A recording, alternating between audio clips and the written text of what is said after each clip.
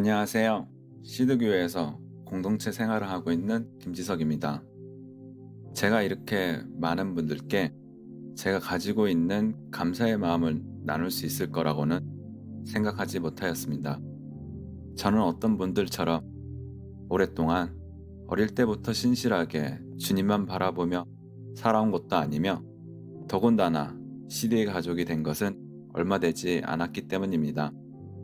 하지만 주님이 주신 섬김으로 인한 기쁨에 대해 감사하고자 하는 마음을 주셔서 처음에는 부끄러운 마음도 많았지만 순종하게 되었습니다.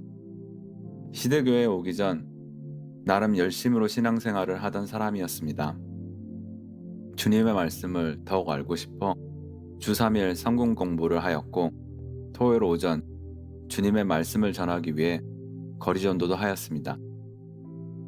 저를 알고 있던 지인이 너무 열정적인 것 아니냐는 말과 함께 내수쟁이라 부르며 저를 멀리하여도 저는 아는곳하지 않고 더욱더 열심으로 소위 주님을 섬기며 생활하였습니다. 하지만 시간이 지나면 지날수록 기계적으로 변해가는 저를 보게 되었습니다. 처음 가지고 있던 즐거움은 없어지고 반복되는 시간 속에 이걸 꼭 해야 하는 건가 하는 의구심까지 들게 되었습니다.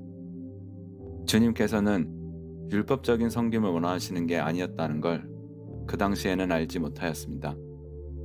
내 즐거움을 억제하며 열심으로 주님을 섬기는 것이 진정한 순종이라 생각하였습니다. 하지만 정작 내가 섬기고 싶은 주님과 개인적인 교제가 없이 제 힘으로 하다 보니 지쳐갔었던 것 같습니다. 내가 주님을 위해 살고 있다는 저의 의를 쌓아가며 결국 나 자신을 섬기게 된 것은 그때는 알지 못하였습니다. 그러던 어느 날 교회에서 마찰이 있어 제 마음에 상처를 입고 교회를 떠나게 되었습니다. 그때 주님을 얼마나 원망하였는지 모릅니다. 일이 열심으로 내가 하고 싶은 것도 참아가며 주님을 섬겼는데 어찌하여 저에게 이런 아픔을 주시는 건지 주님을 이해하고 싶지 않았습니다.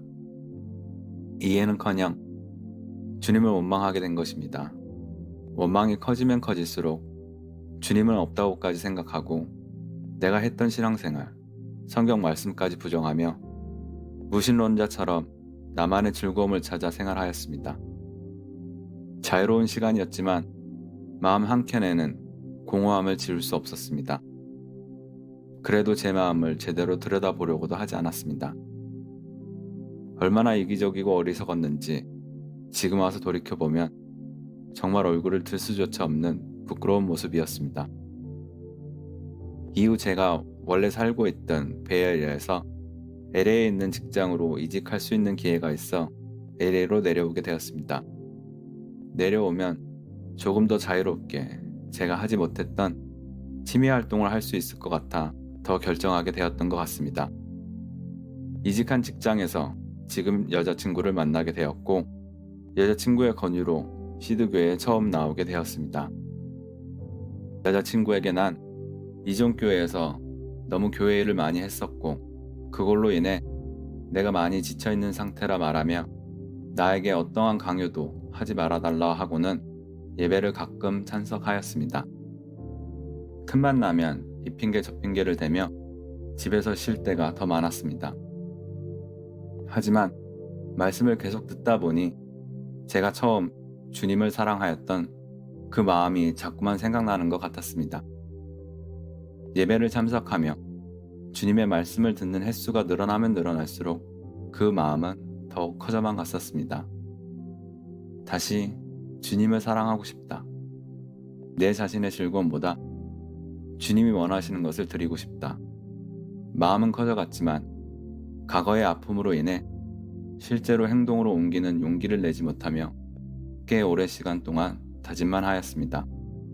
그러던 어느 날 우연히 강식 봉사를 섬길 수 있는 기회가 다가왔고 예전 같았으면 못하겠습니다 라고 거절했겠지만 그날따라 고민도 없이 바로 네 하고 대답하는 제 모습이 꼭 다른 사람을 보는 것 같았습니다. 강식 봉사를 섬기던 날 갓난아이가 발걸음을 떼듯 겁이 많이 났었지만 이러한 긴장감도 주님께서 주님 마음이 아닌 전부 나의 괜한 걱정이었음을 금방 알 수 있었습니다. 섬기는 내내 정말 행복했고 섬기는 기쁨을 느낄 수 있어 정말 좋았습니다.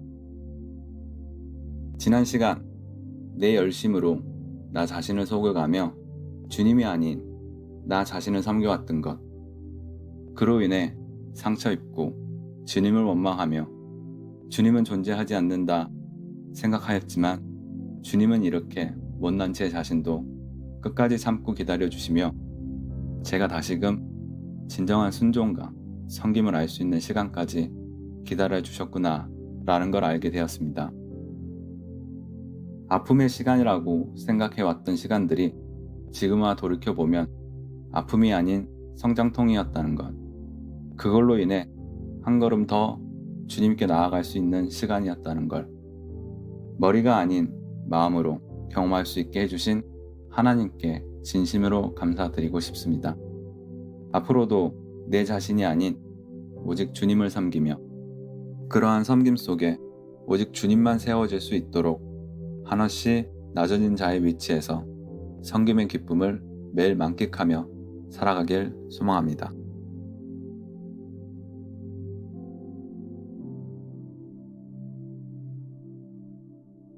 주님을 이해하고 싶지 않았습니다. 라는 표현 속에 당시 지석 형제의 마음에 있었던 아픔과 상처를 헤아려 봅니다.